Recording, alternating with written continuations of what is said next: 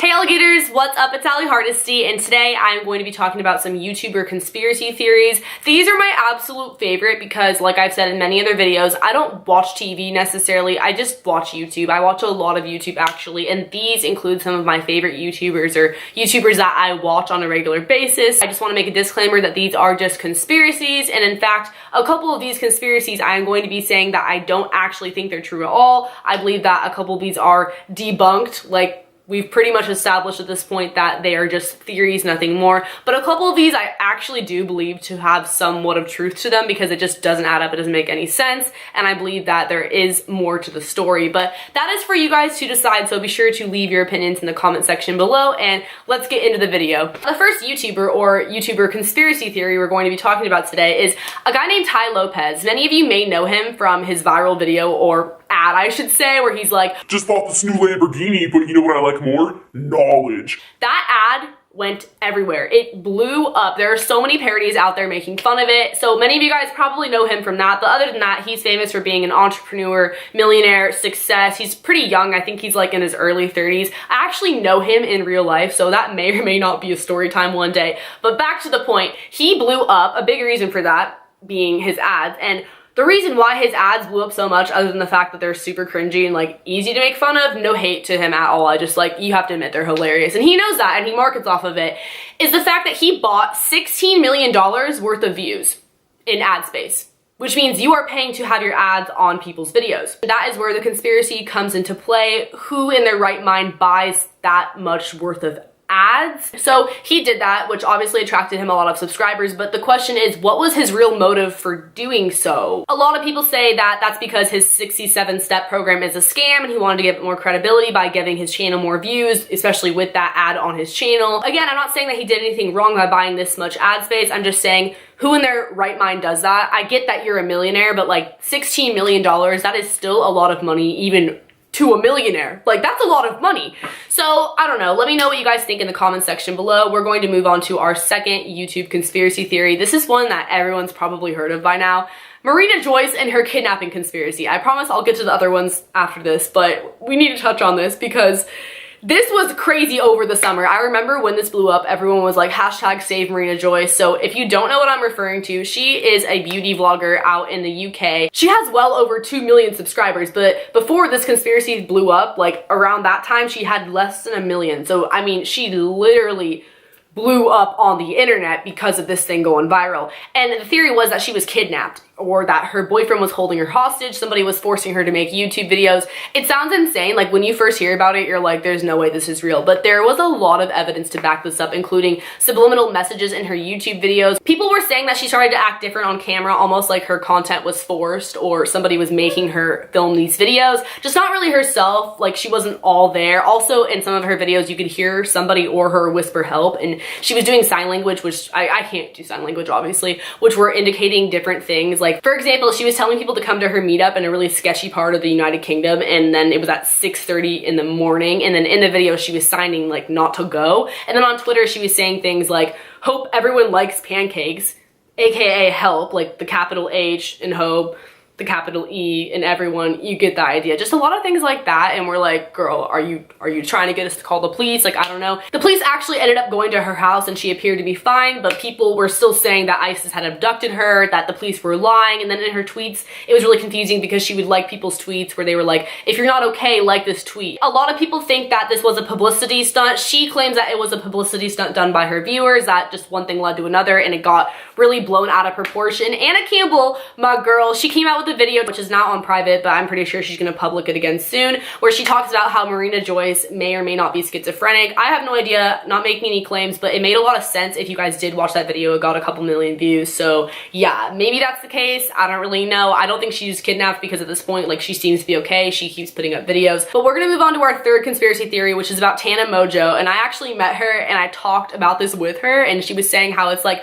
one of the most searched things involving her name on Google, which is her lying about her age, her actually not being 18, her being 21, 23, whatever. I've heard about this for a while. I think by now it's sort of died down because she actually had to tweet her ID picture with her information blurred out, of course, so people would believe her that she wasn't lying about her age. And obviously you're thinking like, what would she gain out of lying about her age? Like, why does it matter if she's 18 or 21? I don't really know, but the fact is, people say that if you have a younger audience, they're more active, like they're more likely to support you. You can relate better with like a younger audience if you are younger. Like on YouTube, if you're like 24, you're considered ancient, and that's just how it is. I don't know. People think that if you're younger, you can convince your parents to buy merch, to buy tour tickets, and you're just more active on fan pages and things like that. I do have a lot of younger viewers. I mean, I call you guys my alligators for Pete's sake. So I remember in the beginning, I was getting a lot more active on Instagram than like other YouTubers, so to speak, just because of that. So like, I kind of see how that would be a thing, you know, but like, I think her audience is like really widespread at this point. But anyways, people think that she lies about her age for a few reasons. For example, she graduated online school. Like she didn't graduate with her class. Like she graduated early online school. And some people are like, oh yeah, show us the receipts. Like, did you really graduate online school? Like, that's not adding up. You might have just graduated the year before and you're lying about what class you were in. So that's one reason why people think that she's actually like 21 or older. Another reason is that she participates in raving, that she goes to a lot of raves, and raves are so much fun. A lot of the lit raves, they're like 18 plus. EDC, for example, I believe Coachella might be, maybe not, but either way, she's been to 18 plus raves, like she has been, and she turned 18 over the summer, and she was doing that like long before she turned 18. She claims that it's because she has connections, which I'm sure she does, and on top of that, I mean, everyone has fake IDs, like let's be real. I have been to raves. It's so easy to get in if you're not 18. Like, that's just how it is. I didn't go to raves until I was 18, but still. Another reason why people say that she's lying about her age is the fact that she said she's been working since she was 14. And she's cleared this up by now, saying that she had a work permit. That's why she did that. But people were saying like, oh, actually in the state of blah, blah, blah, you can't work until you're this age, or you can't work that many hours until you're this age. And just people trying to basically prove her wrong with the law, because it obviously isn't common for people to work that young. Like, I don't know, at least in America, I feel like people don't work until they're like 16-ish, unless it's like a family business or babysitting, things like that. But she was working at PacSun. So yeah, that's sort of debunking that theory that she actually is how old she says she is, which is 18 years old. We're gonna move on to our fourth conspiracy theory, which is about FouseyTube. I don't know if I just pronounced that right or not. FouseyTube, he's a prank channel on YouTube. He's really popular. He has like, I don't know, 9 million subscribers or something insane like that. But anyways, this happened early 2016. You guys probably know what I'm going to talk about. And obviously this conspiracy has been debunked at this point, but there's like more to it I just want to add. Many of you guys may remember when RiceGum punched him in the face and that video went viral, and then he came out saying that it was a publicity stunt. He says that the motive behind him doing that, because they were in on it together, like they planned that whole thing out and they like were collabing together in a way to like do that, was because he wanted to make a statement saying drama channels are really negative. If there's any sort of drama on the internet, it gets all the views, it gets all the attention. He's saying how it's really negative and we shouldn't be doing that because a lot of it isn't worth our time. Just like that, it was planned out. Like they actually staged the fight. So obviously he exposed himself, he put it out there, and everyone's like, oh, that's a good point. That video blew up, it went viral, it got so much attention. But the thing that I have to add to this is that I think it was actually like self-promo for his new movie, because right after that, he put out the official trailer to the movie he was in with a bunch of other big stars. So come on, like, do you think he just randomly did that? I don't know. I'm kind of 50-50 on that one. And again, there's nothing wrong with that. Like, it's business, it's smart, but it was just kind of too perfect timing, you know what I mean? This brings us to our fifth and final conspiracy theory. I saved this guy for last because honestly, like, I feel like he's kind of the most irrelevant one at this point, and I think what he did is like the shadiest, because I actually believe this happened. Like, I really, really do. That is Rich Kids TV, and you guys might know where I'm going with this, and I'm gonna get really sort of ranty. I think this is super messed up if this happened,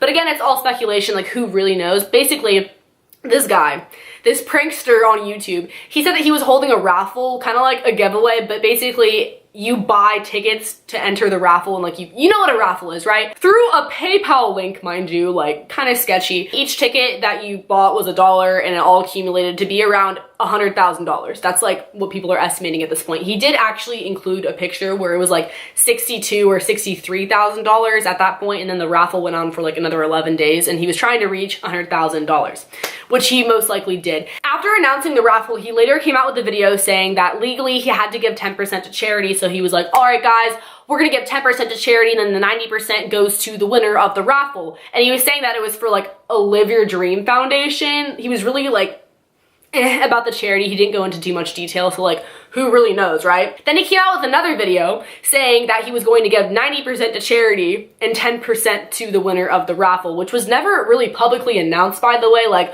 who actually won that money? I couldn't tell you. But then in that video, he refers to it as my Live Your Dream Foundation. Like, kind of switched it up there because it was going to him. Like, it was going to him. Again, this is all allegedly. I honestly don't know. I just really find this one to be really ironic how it adds up. So he switched the percentage from 10% to 90%. Then there was no known winner. And just to top it all off, he buys a brand new red Corvette. Is posting pictures in it, making videos in it. Like, where did you get that money though? You know, that one kind of speaks for itself. So let me know what you guys think in the comment section below. If you guys want more conspiracy theories, be sure to give this one a thumbs up. That way I know to make more. Like, the videos with hella thumbs ups, like, I make more of them. And a lot of the time it's story times, but sometimes it's other videos too. So like, let me know because these were a lot of fun and I've been wanting to film this forever. Don't forget to subscribe to my channel and hit the notification bell below. That way you get notifications. Like, it kind of speaks for itself. Also, if you want to follow my social media, I'm really active, so you can go ahead and do that. I follow back sometimes and I like your guys' pictures and things like that, and it's just fun. So if you want to do that, that would be really cool. I will link a playlist below with some other videos if you guys want to check it out, or you can just go stalk my channel, and I will see you guys next time. Later, alligators. Bye.